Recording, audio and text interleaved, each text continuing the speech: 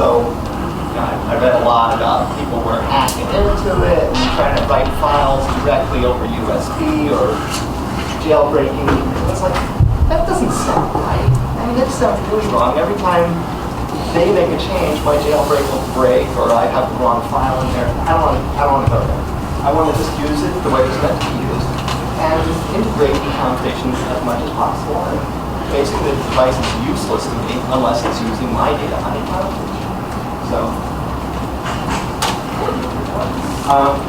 first of all, I need to get my files onto the iPad, or get access to the files on the iPad. So, how do I share eComStation files and how to third-party information?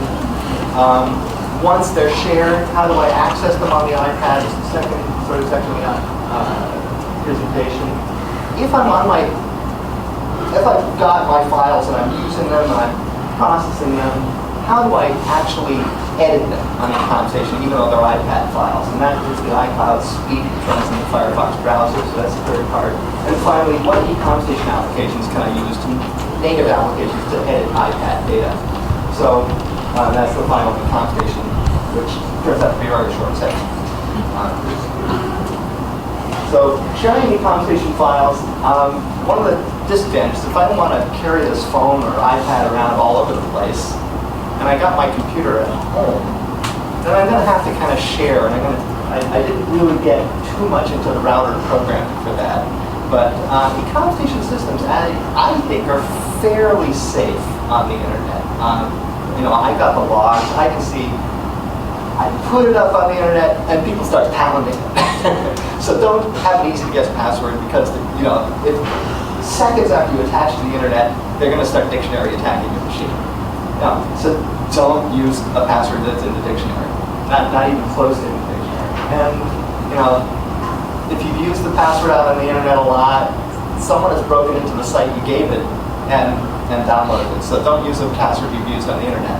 But other than those two things, a password plus eComStation, okay, they get in. Now they're on eComStation. Unless you're in this room, you don't know what to do with that. So that's my Unix friends call it security thing, obscurity, and we are well protected. Inside the house, my router won't let SAMBA through, but I set up SAMBA Server, and inside the house I can get to anything on my machine. Anybody who can connect to my router basically over Wi-Fi can do that, or it has a physical connection to my network. That's not very far, actually. The students next door can do it, but they're also unlikely to be able to do anything with the eComStation file. So, PMVNC Server, this is a nice desktop sharing program that we have on eComStation, and I was hoping to demonstrate it right here. It works in my hotel room, but it depends on the hotel router to allow my eComStation machine to appear as a server and connect to it. So, router by router, it works or doesn't work. Many routers are programmed to just not permit two clients of the router to communicate to each other. So, and I use Peter Moylan's FTP Server. I don't know how many people have set up an FTP Server on eComStation, but Peter Moylan is tired of doing his software anymore. And has recently open sourced it as, I think, preparation for stepping out of the development role. Everything's in Modula 2. I'm hesitant to pick up building anything in Modula 2. I know some people in the room like to build anything that comes out for eComStation, and I'm hoping that one of these heroes will come in and figure out Modula 2. Did he make that compiler available? Yeah, you can't get that thing anymore. He's working on it. The problem is Excelsior is not being really responsive to it. The thing is, what happened with Excelsior is all the other platforms were made freeware. Right, yeah. For one reason or another, they never finished making the OS2 platform freeware. And modular really, it's like everything else. It's just a compiler. And it's actually in some ways simpler than others because it's sort of not, it's got its sort of own built-in build system. So once you get used to its idiosyncrasies, you just say go and it builds stuff. Yeah. So it's actually not hard to do. Modular, it's Pascal, with some embellishment. So Yeah. anything you can read it, and stuff, and you're not like, it's not like anybody's going to be writing code from scratch for it. All the code's there, but Yeah. you're just going to be fixing the really hard defects. Right. Because we took care of all the easy ones. Yeah. It may be that after it's open source, we won't need to do that much, but well, you never know. It does need some stuff if you really want to roll it out. Unfortunately, you never really got IMAP done in state. Yeah. So for those folks that really want to use it in an environment that needs not where they need an IMAP server, they need it. Yeah. And for those of us that are on the list, you know the individuals that really need it. Yeah. Yeah. Would it be able to port it to Pascal? Because there's an open Pascal development. It's, no, you can't, that's not the way to go. Yes, you could convert it to Pascal, no, you don't want to. No. It's like taking a digital age program and converting it to GCC. It can be done, but it's never non-trivial. Yeah. You'll introduce bugs doing it, and the whole point is we have this thing that's pretty bug-free the way it is. Yeah. And that compiler is pretty nice, that thing. It has a whole IDE and everything. Yeah. It would just cough it up. Okay.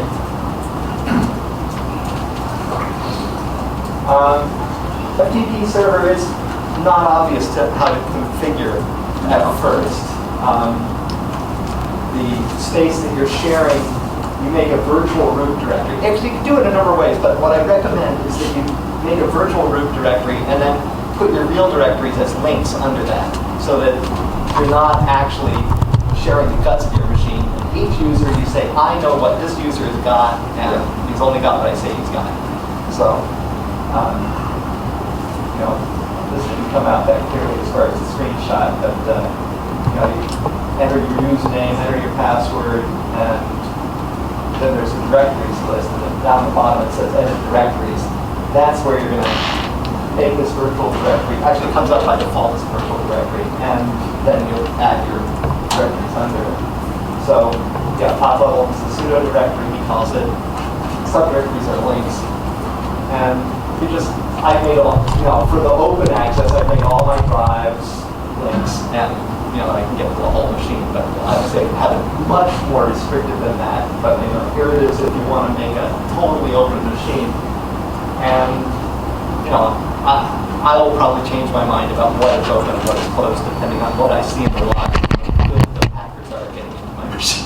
Well, that's the big problem with FTP. We don't have an SFTP you can use, so your passwords are wide open. Yeah. Anybody who's actually man in the middle, you are in trouble. But in practice, it really doesn't happen. That's what I'm relying on. This is not a very secure way of doing things.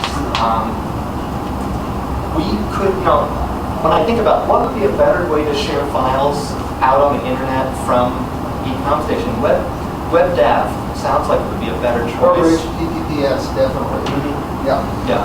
So I follow the development of that, but we have obstacles. So SAMBA Server, yeah, it needs to be set up in the hotel. Well, it didn't work down here. It worked up in my room. I don't know what to say. I can't demonstrate it. SAMBA Server is interesting to install. Different people get different results. My recipe for installing it is to download the big Warpin installer for it, run it. It will fail, but it will leave a lot of the files on the machine. Just run the installer again, and it almost always works the second time. Occasionally I'll reboot and run it the second time, and then it'll work. Yeah. So it's not perfect. You say just run Warpin twice. Yeah.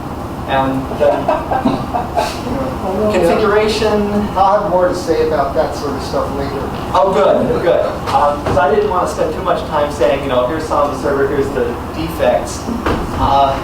If you're used to administering a server, this is probably not so hard. You'll come up, you'll have to set a root password, and then you can say, well, I can use their tools, or I can just go into the smb.conf file and look at it, look at the comments, and edit all your shares and users. And it's not that hard, and yet, to someone who's never set up a server before, now I have to explain the entire concept of setting up a server, and that's hard. Well, serving files, and you have users, and you have a configuration per user.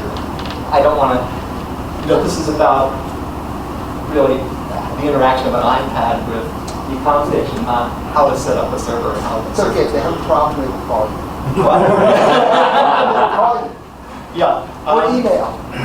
I originally had wanted to set up a little course on how to set up Samba, and I started a web page in the Baywarp group, and we actually had several Baywarp meetings where we had them at Jim's house, where we set up servers, and we tried to get it to work, and we've had a lot of frustration. But they have since fixed a few bugs. I find it to work. Other people are saying no, it crashes after a while, and I'm not actually, with my limited use of it, I'm not even seeing that. And for people who are on other platforms, latest Mac shares beautifully with Samba Server. It litters your drive with little Mac files, which are what do you call those? The other information, the non-platform. I think it's the resource resource works on HFS. It's still called the resource port. Yeah, that stuff. Yeah, and it implements those beautifully as a set of directories and files. I wish they would come up by default, and I wish that Samba respected those flags better. But it's a port meant for Unix flags, not OS2 flags. So technically, it doesn't work perfectly, and you're going to see those files all over the place if you browse. If you browse with the iPad, no such thing happens. So They have done some fixes that stop some crashes that they haven't released it yet. Okay. Source. The Samba is what you're talking about. Okay, good. Because other people have been complaining about those crashes. That I tried it, I can't use it. I don't know if it's the same crash, but fix some crashes out of it. I have had very few problems of that nature with this on the server. Well, my for years about any problems, and all of a sudden it's crashing all the time. Okay. Yeah. No, I don't know why. Right. I built a new one. I've just been lucky and not wandered into that buddy part of the code. And it's fast. I was at first very slow to want to change from Warp Server. And There's no difference. There's just no comparison between here, where you Warp Server, and how fast Samba is. I have no performance issue with it. It's fine. The setup's hard, but that will get fixed if someone focuses on it. And that's the big thing, to get people to focus on things that are really giving people problems. Yeah. People need to get on to Samba Server to the extent that it works, but they have issues, and then they can start reporting bugs. But when you're starting out, and it's kind of hard, it's not well documented, and there's issues with the installer and issues with the configuration programs, and you can never get up to the point where you're getting anything. And so it's kind of frustrating. You say, well, it doesn't work, and that's not what the developer wants to hear. Wants to hear something you can fix. So, going on from Samba Server, PMVNC Server is actually very easy to set up. You install it, you run this server once by hand on your computer to set the password, or there's a command line that, the first time it comes up, you can ask for the password. Write in the password, there's just one password for your machine.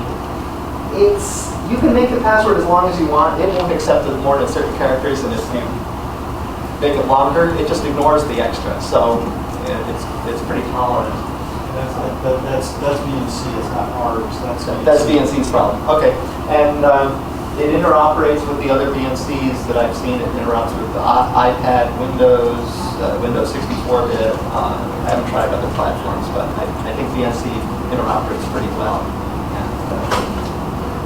It's not secure, and I asked Stephen for files, which he provided to me, on how to make that secure, and I never quite followed up on that because I ran into other things to do. Unencrypted connections.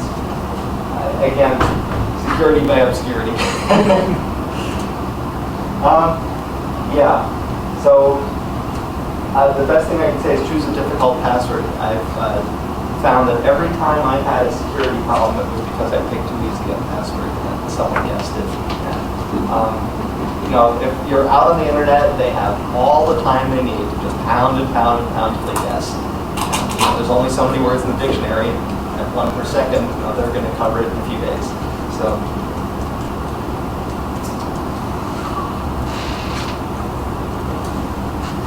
Sorry, but your password must contain an uppercase letter, a number, a haiku, a gang sign, a hieroglyph, and the blood of a virgin. Just jump in. Oh, okay. Router configuration. I guess I did put a page in there. Most routers will let you set a DMZ, and I set that to my machine. That forwards all traffic coming into your router to your eComStation machine. It's hopefully you have other protection because that'll open up the SAMBA Server to outside. I know that at least my ISP, no, it doesn't open up the SAMBA Server to the outside. So no matter what I do with the router, many ISPs probably protect you in that way also. But FTP goes through, mail goes through, everything else goes through. You can usually configure routers to allow that stuff though. I mean, I have it set up that way. Yeah. Why wouldn't you use the router security? Well, that's what I'm saying. Firewall programming, instead of using the DMZ, you can use port forwarding. Yeah, that's what I You can port forward only the ports that you need, which is 5900 for VNC, FTP I think is 21, and you may want to open up Telnet or not. Well, what you can do, if you're going to do that though, you can actually have it come in on a different port, like coming in 59,000. And go to your server, OS2 server. Yeah, that's what I do actually. I use different ports. Use different ports. That way they don't know what they get. Oh, okay. So even if they find the open port, they don't know what they found. So, in addition to making it obscured by eComStation, you can make it obscured by using the wrong port. And then I use my building address. Okay, that's a good suggestion. That's right. If I make this into a web page, I'm going to add that. That's it. Oh, okay. Yeah, there's my port forwarding, which includes some other projects, but basically, yeah, that's too small to read. DMZ was the bottom line. SMB, FTP, Connect, and VNC were the 4 services I port forwarded through the firewall. And then I can turn off DMZ and I can still do all my control.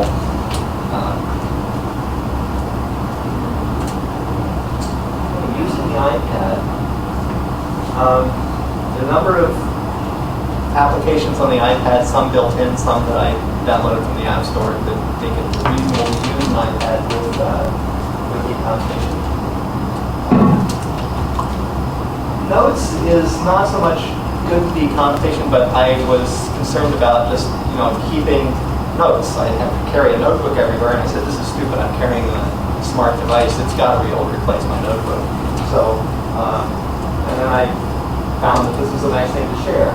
So, notes can be stored on your phone or your iPad, but they also work over an IMAP server. So I reconfigured my iPad to store the notes on the iCloud IMAP server, and then I can easily get them on Thunderbird, or I can use the iCloud application on Firefox to edit the notes. And that's pretty nice because I can be sitting there typing a note, put down a machine, go over to the other machine, and pick up where I left off.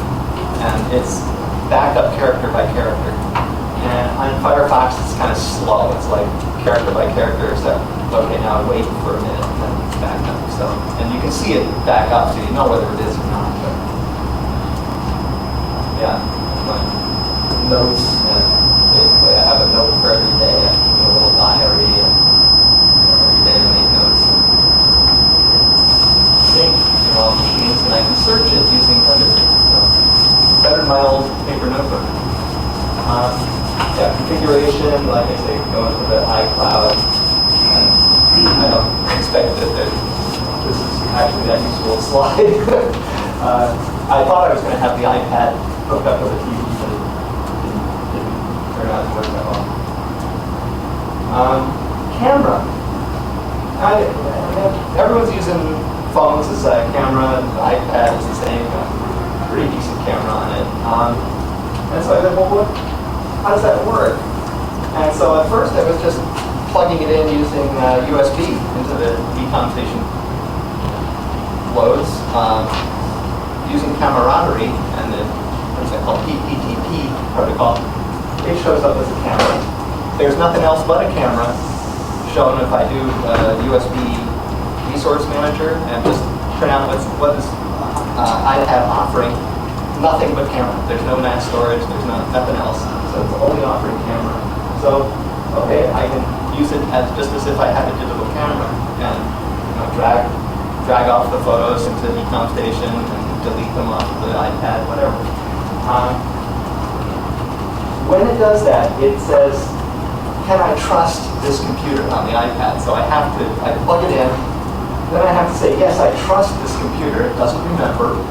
And then camaraderie has already tried to negotiate, says I can't negotiate with this camera, and X's. So then the second time I enter camaraderie, the trust is already there, and it lists out my photos and works just like it was a camera. So it's not perfect, but it's pretty close. Looks like a camera to me.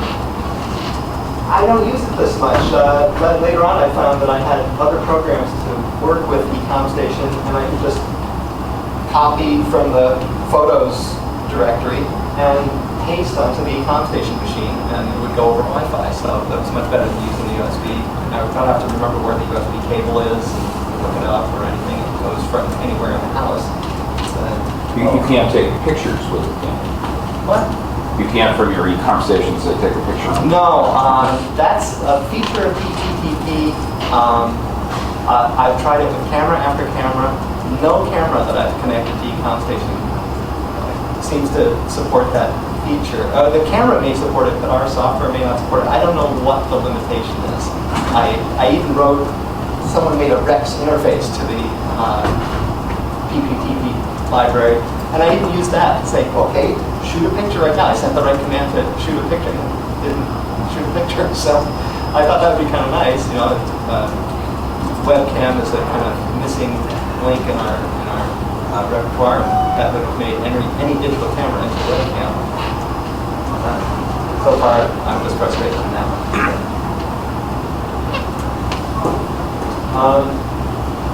Media player. Most media now plays on eComStation. If you download a movie or audio files, pretty much everything plays. So, I'm still remembering when it didn't. You'd get whatever and you couldn't play very well. It would play for a while and then crash. But I still had media player, and it's pretty nice. Together with Samba, I just browse eComStation. Okay, play this one now. And the iPad does have a better screen than any of my eComStation computers, so I suppose it's still reasonable for looking at photos and things like that.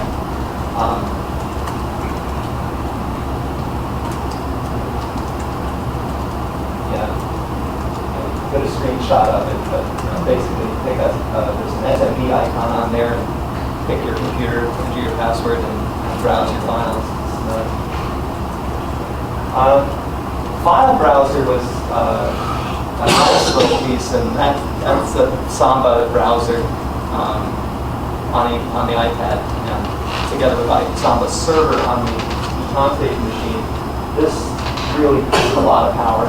I have a lot of other viewers besides media on the iPad, and so this is what really allows me to, at least anywhere in the house, anywhere that has SAMBA service, to use the iPad as my eComStation viewer. It's just sort of an alternative terminal this way. So I browse into my machine and I can look at whatever files I want, and I can copy them, paste them, delete them, and basically, it's like a file manager, except it's running on the iPad. Neil, you mentioned that you could do this inside your house. Like right now, if you wanted to browse your computer, could you do that from here? I can, but not with this app. Okay. This app I use it because it's actually slicker than the app I would have to use. And they keep improving this one, they keep improving the other app. Eventually, they'll improve them to the point where I think they're the same. But right now, using the FTP version of browsing, it's not as slick on the iPad, and that's just an iPad programming issue. It's not because of eComStation or because FTP is worse somehow. When I had the cheapest DSL, sharing my eComStation machine on and then trying to access it from outside was slow because DSL is asymmetric. It might be pretty fast going down, but now I'm asking it to upload all my files, and that's not as quick. Since then, I found I needed a faster service for other reasons, and so now I have pretty fast upload speeds and stuff. What are you using now? I'm using what they call a Comcast Business cable. So, and it's substantially faster than the consumer kind, and actually, I guess they have faster consumer ones too now. It's like FiOS, Verizon FiOS has equal speeds. Right, the business is not equal, but it's closer to equal, and so, but something like FiOS is available in many parts of my town, but not at my house. Yeah. Or the folks down the hill. Are you Yeah. still serving to them? What? Are you still serving to the folks down the hill? Remember you were their wireless hub for a while? Oh, no. No longer, they moved? They moved. Yeah. Everybody's got wireless now, so. Yeah, now I have to watch out, because there's so many in my neighborhood that, when I have to pick out my own wireless from a big list. Contacts, as I thought about moving to an iPhone, I said, I'm really going to have my phone numbers and everything working with that. And where are my contacts right now? Well, they're in Lotus Organizer. There's no app in the App Store for that. Well, I have a spreadsheet and open up. There's no app for that either. Okay, so I'll use the built-in Contacts app. What does it got? It uses a stack of vCards. And vCards is nice text, plain text file, sort of XML based. And so plain text, that's good. So I was able to look at my various pieces of, I didn't even have my contacts all in one place because why do I need them? In the eComStation I have my email, and then I have, I want to display something and look at their phone number and dial it on my phone. Now I want to sort of converge them all. And so I've been sort of exporting my little Rex program, turn it into vCards, and then import them. Basically, I point the web browser of the iPad at my machine, at the stack of vCards, and it says, oh, is this your new contacts? Great. And so I'm able to sync contacts, not automatically and not incrementally, but by focal contacts anyway, with the iPad, and keep my latest contacts on the iPad. On PM Mail, it exports vCards, but they're not the same version as the iPad uses. So that's something on my to-do list, is to bring email up to the same version, and that would probably make a pretty clean interoperability between at least the PM Mail investment and contacts. But even now, I just export it as a CSV, run it through my Rex script and vCards. So I'm pretty close to that. I'm not sure whether to polish up that Rex program so it's publishable and put it on the mobs or something, but not that many people are doing this, I think, at this point. So,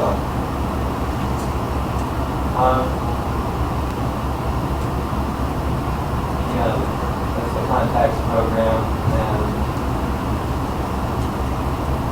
Is vCards an Apple origination? Is that where that came from, or? where is vCards from? It's evolved from Apple. Way back in the Apple II days, they had that little card thing. It wasn't called vCard, it was something else. And then sort of vCards came out of that.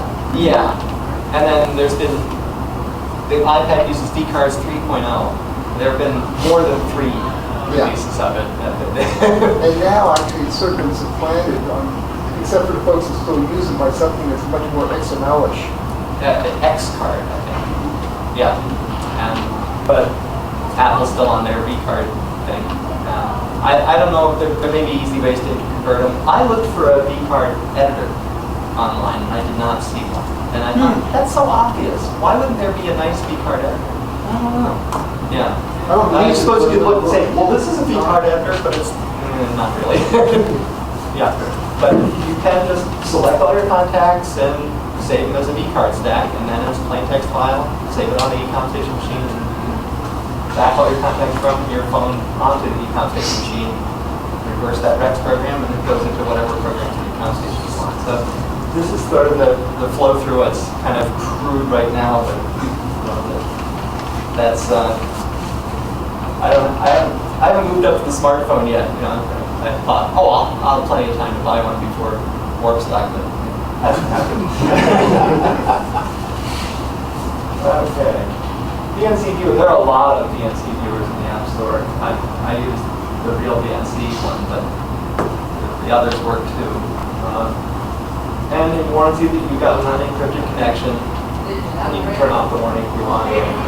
One of the things I found was that sometimes I screw up my machine and it's not listening to its mouse and keyboard anymore. And I used to just say, oh, okay, reset button. Now, no, VNC Viewer, we have my Bluetooth keyboard. I can still use the machine and stop programs, and so that's pretty neat. And just the whole idea that now with this VNC Viewer, I can use just about any Bluetooth peripheral with eComStation. It's kind of a neat thing. I didn't bring one to show. So it'll just list all the machines that you can connect to, the eyes. When you hit that, it lets you put in the IP address or host name of the system and password, and connect to it. Okay. Mail. Yeah, it's just, how does IMAP work? Mail. Actually, Mail on the iPad can use POM or IMAP, and I connected it to my POP server on my eComStation machine. It's great, but I don't know. I wanted to have something that sort of worked everywhere. So I switched to IMAP and then tried to use it on various places. And it's difficult to set up Thunderbird to use the iPad email on iCloud, or the iCloud IMAP server. There's many directions on the internet. Most of them are wrong. Eventually, I just read them until I got sort of the combination of settings that work. It's not that hard to set up an IMAP server on Thunderbird. You just need the right information. And I should probably make a web page. This is how it works. So, having Thunderbird use it, the iCloud suite under Firefox uses Mail, and then the iPad itself. The iPad email program is horrible. I mean, I'm comparing it to like PM Mail and going, ick. So, I guess on a phone, you're not going to be that picky. Email, great. That's better than I could ever imagine. But where's like message filters? There's a lot of things that are just missing, and I'm disappointed with the Apple app. I went on a Macintosh and I was equally disappointed with it there. So I just think they have a different idea of how email is used.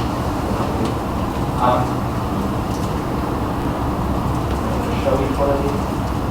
Okay. Mail on the iPad. So every message, decide what to do with it. It's clunky. It works, but there's no features. It's just, and there are folders available. You can make folders by hand in there, but it doesn't auto sort. It doesn't do anything. So I'm kind of disappointed with it, but at least it works and it's portable. With iCloud, I have not been able to figure out how to send an email from my real address, not the iCloud address. So I'm very hesitant to even use it to send email. There's other ways to send email from the iPad, so I don't actually send from this program, because then all my mail would start coming to my iCloud email address, which I don't really want to use. I have an email address, and it goes to my eComStation machine. The mail's to my eComStation machine. So that would be one thing. If I switch to a eComStation hosted IMAP server, then I can dispense with the iCloud email entirely, and that's probably the best thing for me. But I kind of got around to it. What are the IMAP servers? We have Peter Moylan's, which is kind of dicey with large numbers of files. It doesn't scale well. Yeah, and that's a no good for me. I have to scale up. It's probably fixable, it's just, Yeah. I don't know if Peter has the energy to do it. No, it doesn't sound like it, and I wouldn't want to press him too hard on that. Peter's a classic academic. Yeah. He's really knowledgeable about the stuff he knows about, but other stuff, I just shake my head sometimes. It saves people. Yeah. Having that program scale would be nice, but Well, it's easy enough to do. Because, for instance, for years, he's been building with like a 12 megabyte stack, okay. which isn't so bad, but you even know he can expand it. And I sort of helped a little bit in that area, Yeah. His other applications scale much better than he used to. But PML's just gotten less attention. Yeah. Plus little things like having it set queue. Yeah. Because, in my humble opinion, the debug system that's built into Module 2 is god-awful. You get this little RTS thing, no data. Yeah. And, hey, the logic's fine, the code is doing what it's doing, I know how it got there. Show me the data where it got corrupted on. Yeah. So, he's got exception support and all that now, and things are much better. Probably if that debugging system were better, he would have already gotten its bugs fixed. Yeah. Yeah. So, Yeah. and then now it's up to whoever takes over Yeah. for Weasel. Yeah. Yeah. If you watch his style, as long as he can replicate it himself, he can fix it. Yeah. But if it's somebody else's problem, he always had a really hard time. It Yeah. just took him a lot longer. Yeah. Someone could probably give him a data set that had a lot of files in it. Yeah. There you But are. but the other thing is, it's still not really his skill set. He's not that good with accepting dumps yet. But of course, I can help him with it. And you say, hey, look at this data. Yeah. Yeah. Well, it might be that with the right data set, he wouldn't even need to be good at it. Yeah. I hope. That's And Robert, you were about to say, Well, I'm still using the trial version of Communicate Pro. I have that set up right now. Yeah, they usually communicate also. yeah, Yeah, communicate's really good. There's no doubt about it. Both sides quite well. and it holds up pretty well. Yeah. Is the trial version still available? Yeah. I- Paid version. Yeah, right. Well, it needs a little different. I think Lois has the paid version too. Yeah, Lewis has the paid version, I think, and I thought their community version is updated, like up to 5 or 10 users. You could use without the little banner that mine still has whenever you see email from me. Lewis keeps harassing me to upgrade my Communicate server, but it's still running on a ECS 1.0 box. It's a 200 megahertz Pentium 1 with 92 meg of RAM and a 5 gig hard And drive. how many messages a day do you process? Not that many.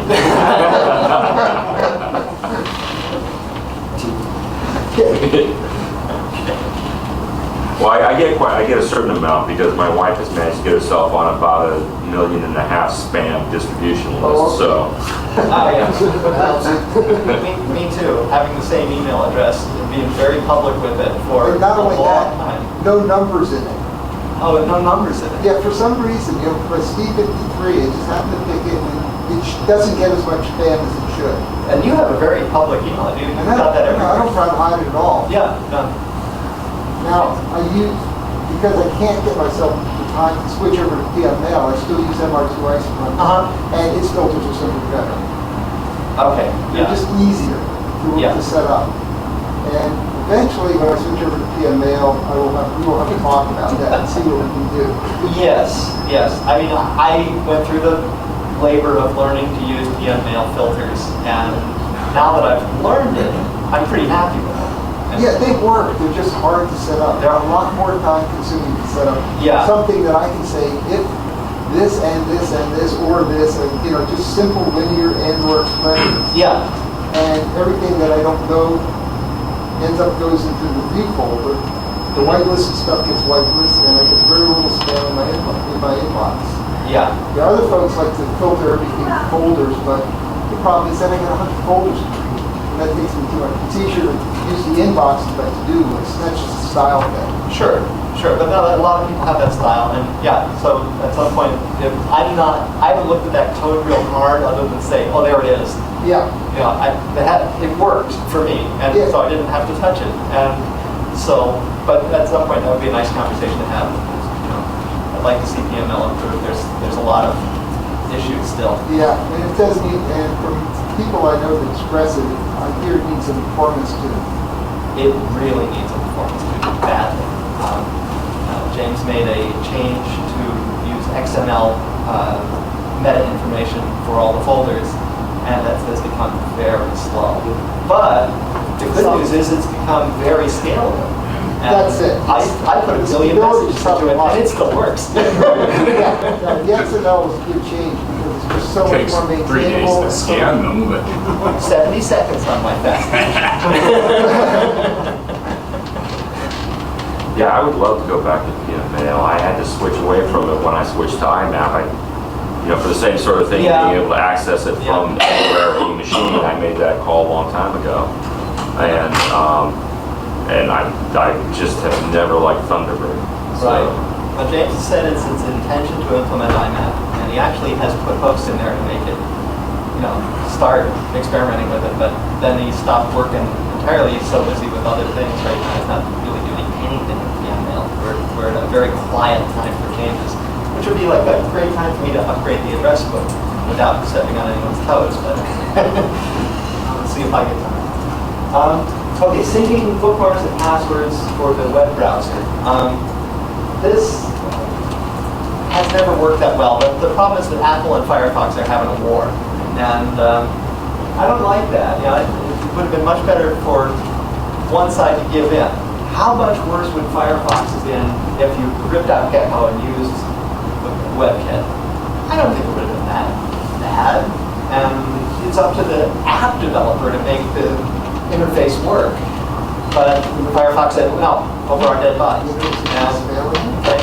And Apple, why are they insisting that you can't even port Gecko to the iPad? What's that about? So I think both sides are wrong. Mercury is a web browser? Mercury is a web browser. It uses WebKit like all the other web browsers on the Apple's equipment. And there's a Firefox plugin that later to sync your. That's just a picture of Mercury Browser. Okay, now there's a Firefox plugin to sync bookmarks from Firefox to Mercury.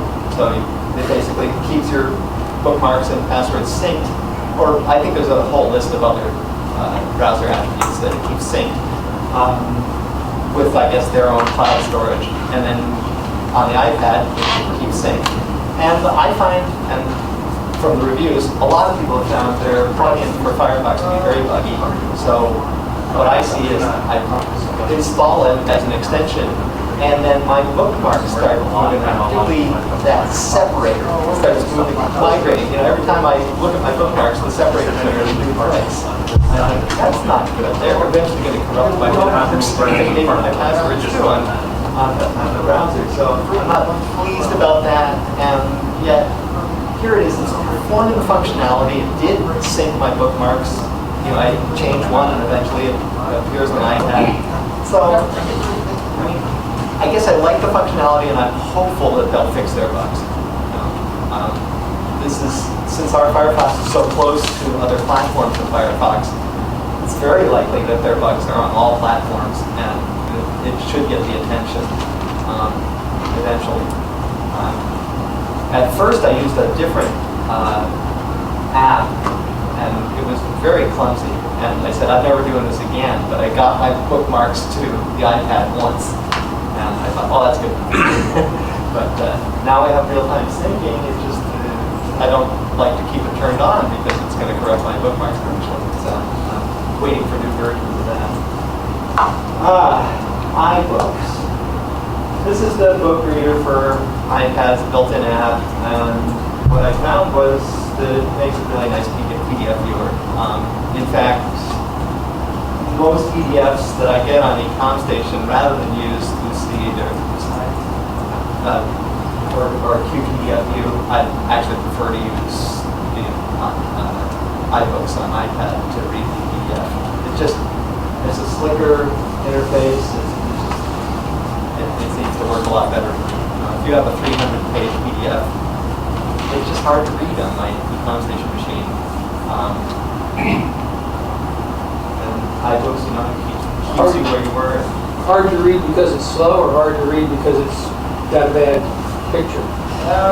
The picture's all right. It's fast on eComStation, but I put it down or I exit from it, and it doesn't keep its place. It doesn't remember what I was doing with it last. Yeah. Whereas iBooks remembers my bookmark on every file that's stored in the iPad.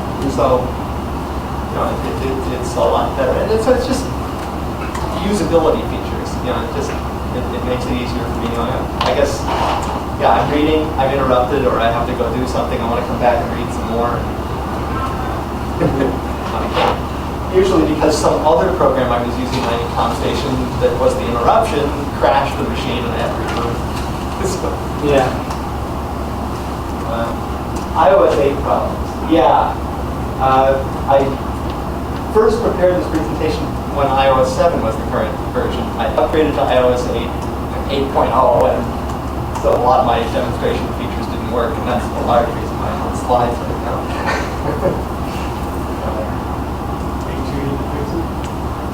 I didn't, it's still sitting waiting to be installed on my machine. 8.1 fixed it a little bit, but was supposed to fix a bunch of problems. I would guess it would. I mean, they're good about fixing their problems eventually. I think a lot of experienced users have said never get, whatever version .0. Just skip it. Just let it sit there saying I want to install it and wait for .1 or higher to come out. Yeah.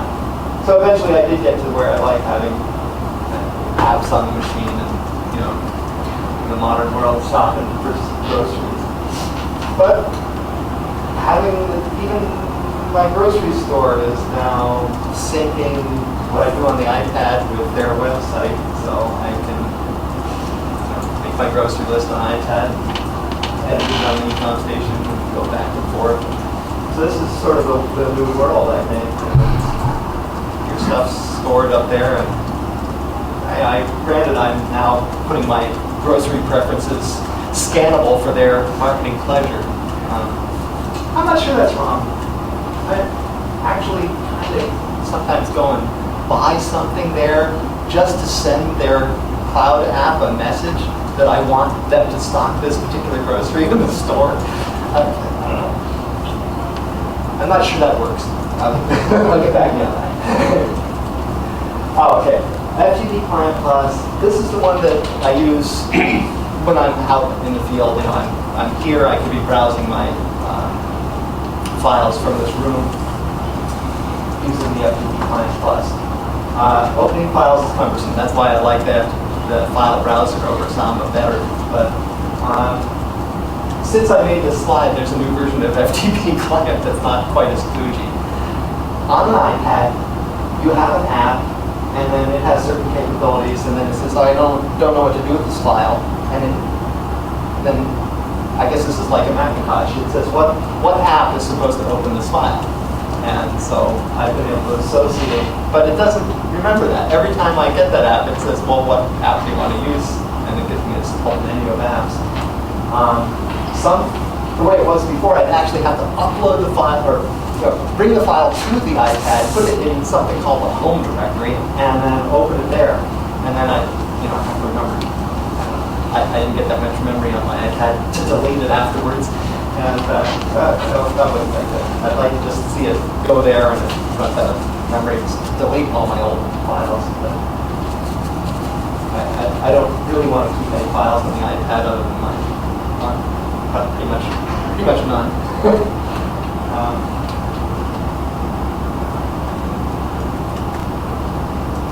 But that's me not browsing all my 5 letters on my computer. and there's the home directory that I mentioned. A photo library, this is where I can take a picture, hit photo library, copy, and then paste using the FTP server onto my eComStation machine. So I could actually sync the camera with my home computer even though I'm from here. iTunes, I'll get to that. Oh, okay, OOReader. I saw John give his demo on the, or give his presentation on his Surface or whatever, the Windows machine, the BlackBerry. And I'll say that the presentations on iPad are slicker than what he was showing. iOS does make a fairly good set of things for making apps work nicely. And so I could have done this demo on the iPad, or done this presentation on iPad. But it's read-only. And someone gave me an annotated text document. I think it was Lewis gave me an annotated text document, and the notes just don't show up in OOReader. So it doesn't have all the features that OpenOffice ought to have. And I expect that to improve. Obviously, these guys have the source code for OpenOffice. They can make as much of it work as they want. And that they're not trying to make something that edits on the iPad, which could work, but I'm not that concerned about editing on the iPad. It's sort of an inconvenient thing. And without a keyboard, which I don't usually bring with me, I don't want to use a word processor typing out individual letters on their keyboard that they display on the iPad. Does OpenOffice work on any Apple machine? Oh, on the Mac, it's fully supported platform. I see. So just on these kind of devices? On these devices, yeah, you go to the App Store and download OOReader. And I have not found another one. Once I found this, it met my needs, so if one has come up recently, I would have missed it. But it's certainly possible, you know, but I don't know how long it takes for someone to port OpenOffice. Do they have their own set of kind of Office applications? They sure do. That you can edit in it? Like, can those things open this format of files? No. Oh. No. Oh, okay. They can open up Microsoft Office files. Microsoft Office can now open OpenOffice files, but Pages, or what do they call them? Right, Pages. Okay. Yeah, that's the notes I had for this, showing the OOReader. And yeah, works nicely, and again, just real slick, you know, just scrolling through document, searching, everything's pretty nice. When I started out, I said I want to connect for files, which turned out to be useless. And so I got a movie disk, which is a FTP server for iPad, I suppose any iOS device. And so you can go and send files to the iPad. But since each app has sort of its own access to limited directory space on the iPad, you can't get to anything good. And now that I think about it, you don't want it. So, you know, I guess if you want to use your iPad as a memory stick, a very expensive memory stick, you can. But I don't find that as an exciting capability. But I was able to mount the iPad as a 5-letter internet drive and, you know, use any OS 2 file manipulation program to send files to and from the iPad. I guess. Yeah, not as useful as I thought. There's always some phone, the FTP server running on the OS 2 side, push it too. So. Well, yeah, now that I have a client, yeah, and it had the same home directory. iTunes, no ECS client. That pretty much stopped me right there. I haven't really explored iTunes to see if it can do anything else. So, you know, as far as my music library, it's just plain files on eComStation, and I play it using the file browser. So iTunes useless for me, but there may be some use to it. Certainly, as far as using the iPad as a car stereo, it would be better to have iTunes. You know, I have a VW. It really expected me to use iTunes.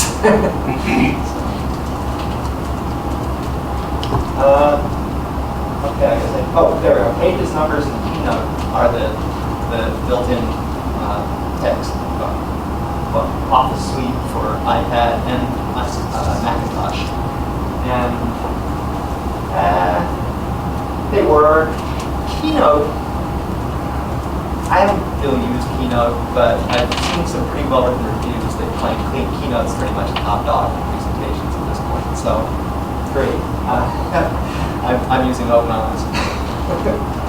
I sort of showed you all these apps on the iPad, but so this is what the screen looks like on eComStation on Firefox browser, and they're pretty slick and they're fast.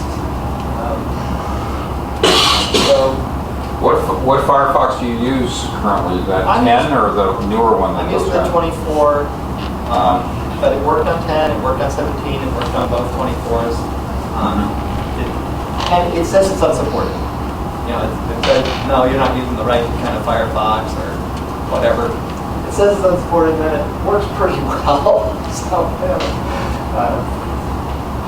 have I ever had I don't think I've ever had anything fail. Under 24? Under 24. Using 24 long enough, something happens to eComStation and it doesn't, everything sort of breaks down. But that's not limited to this web app. You know, pretty much anything I do, any serious amount of web browsing will eventually exhaust the machine. So actually, this one is pretty calm about that. I can use this for a long time before it runs out. So, Mail, sort of the same screen.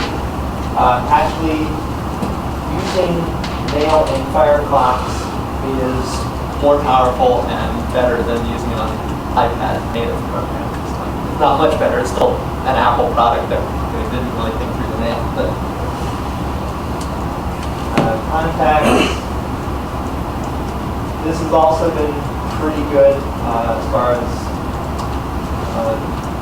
there's a little gear in there that does the import and export, so I don't even actually have to have the iPad present at all to do the import and export of my contact list. I have had bugs with this, and that may be Firefox, but it's more likely iCloud. iCloud has had very high visibility bugs anyway, and I expect that that's no different for me. I'm just getting bugs in on iCloud. That is an Apple program, iCloud. iCloud is their backend. Oh, okay. So if that's all their web services, and they're running it on whatever Apple has for a distributed. What do you call that? Distributed server. Calendar. I'm so far behind the times. I'm just learning to use calendar. Oh yeah. I'm sort of not used to using an automated calendar. I want to print a calendar that have with me, and then write on and then update my web calendar. And you can't print from iCloud, you can't print from iPad. If you want to print a calendar, you have to go to Windows or Mac. Fortunately, there's a Mac in the house and I get on there and print the calendar like once a month or twice a month. But that's a big lack. And printing on the Mac is poorly worked out. I'm sort of refreshed to see, I always thought, oh gosh, that's the weak point of eComStation. Printing is so weak. And it's greatly improved than when I started using OS2, but it's still not good. But now I see the Mac has reached to our level of performance on printing. Calendar is kind of nice as far as, multiple calendars and standards compliant. Lewis sent me the presentation schedule for Warpstock, and I was able to do it on here. It didn't stick. I don't understand that. Another iPod issue, probably.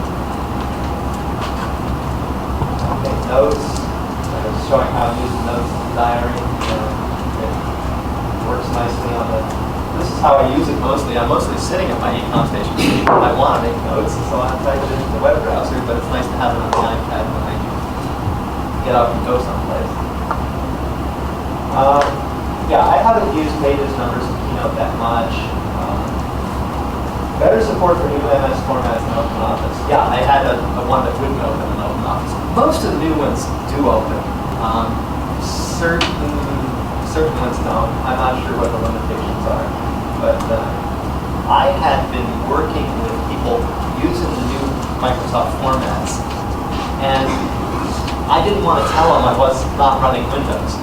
So I didn't, and I just would save them out. They'd keep getting back their docx file. It was fine, and they never realized.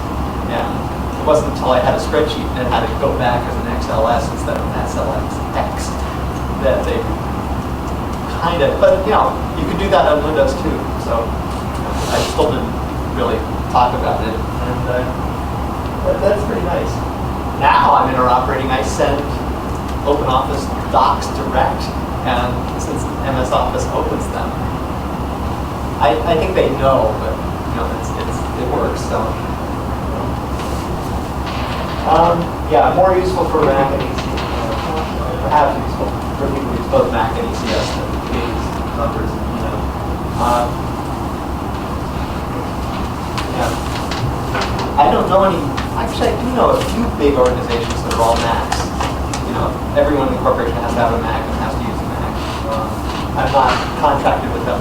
Somebody who standardizes on all Macs for everyone in the corporation doesn't have a need for OS2 or eComStation support, apparently. So fine. All right, eComStation. Thunderbird. I hadn't been really using Thunderbird before I got the iPad. Started using it for mail, and I'm pretty impressed. It has been working very well for me. Mail, I did the round trip on contacts. I think I described how the address book has got the wrong format of eCard, so I just exported as a comma-separated variable file and just hacked it into an eCards file.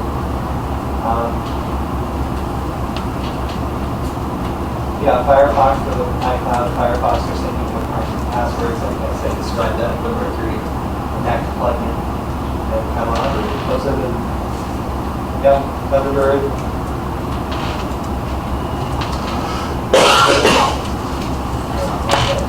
So when you're on one of these Apple machines, you can't use Firefox or some of those kind of applications? Right, Firefox has a religious war going on with Apple and vice versa. And Apple has picked a few religious wars. One of them is WebKit. They want, if you're on an Apple, well, there's Firefox for Macintosh, but not for the iOS. Devices, okay. iOS is, if you're going to use a web browser, they will require you to use WebKit for it. Well, Firefox is all about Gecko, so they're not going to use WebKit, and so they have kind of a big difference.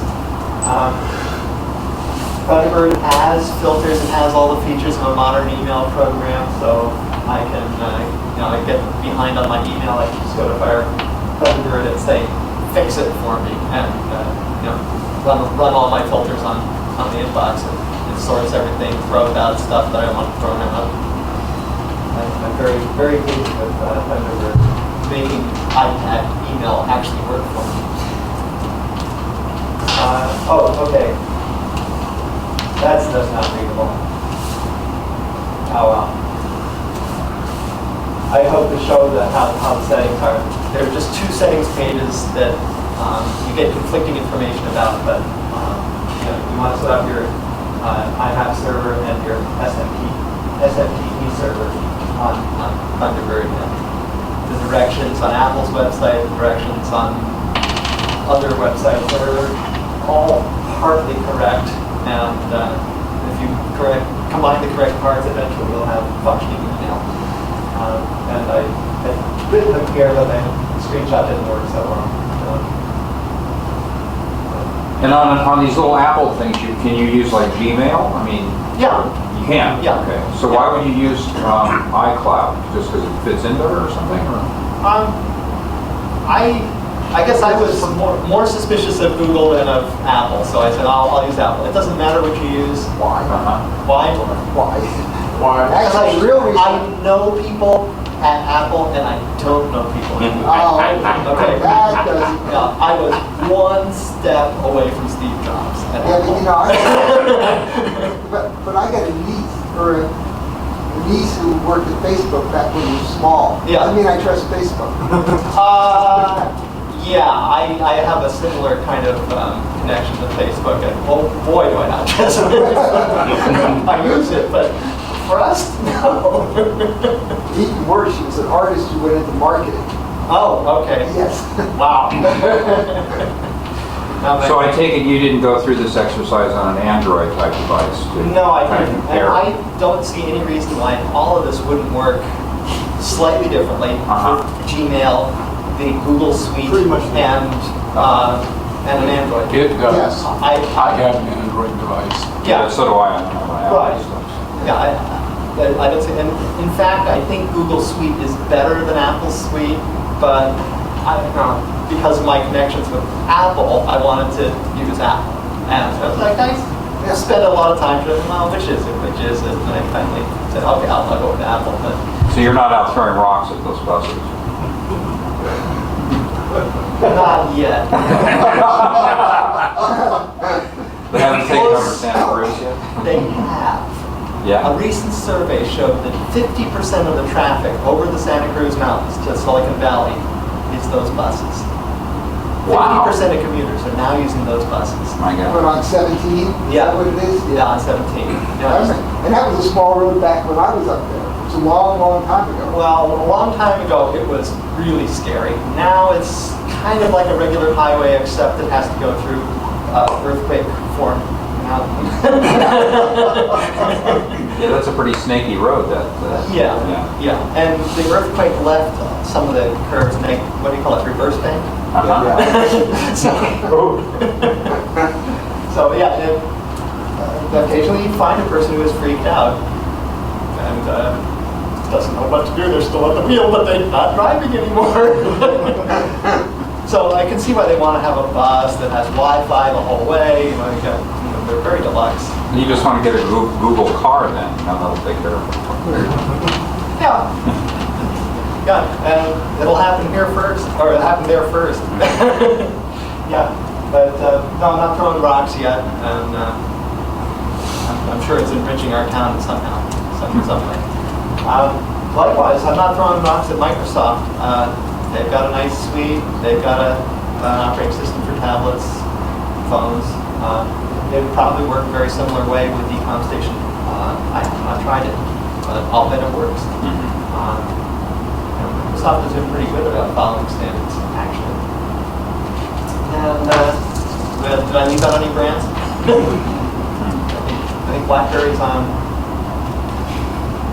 And I figure if I want to use an obscure operating system, I should use an obscure phone as well.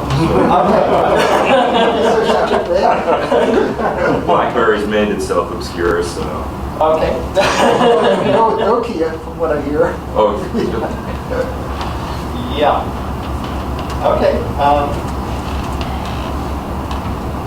The notes. Yeah, I can edit my notes on Thunderbird and make a round trip on those. So those are stored as email documents inside of whatever it is? Yes. iCloud, is that the right thing to say? iCloud stores them as IMAP documents, so they're available to. I correct myself. They are not round trip here. These are read only. Thunderbird isn't built to edit email messages you have received. It's built to reply to them. So no, it doesn't. It doesn't. Maybe it has a capability I haven't found it, but I think it just doesn't have it. And that would involve changing it and saving it back in the IMAP server. Yeah. And I think it's an IMAP capability, but that's not what Thunderbird was made for. But it's still nice that I got my notes, and Thunderbird has better searching than other programs that can grab my notes. So. And what makes them a note? Is it like in a special folder or something, or how that? Yeah, it's just in a special folder. And you can even rename that folder, if you rename it on all the places that Right. access it. But I have it. Neil, time? Time? Okay. Do you have much to go through? I think I mentioned everything about PM mail. I'll go backwards. No, there it is.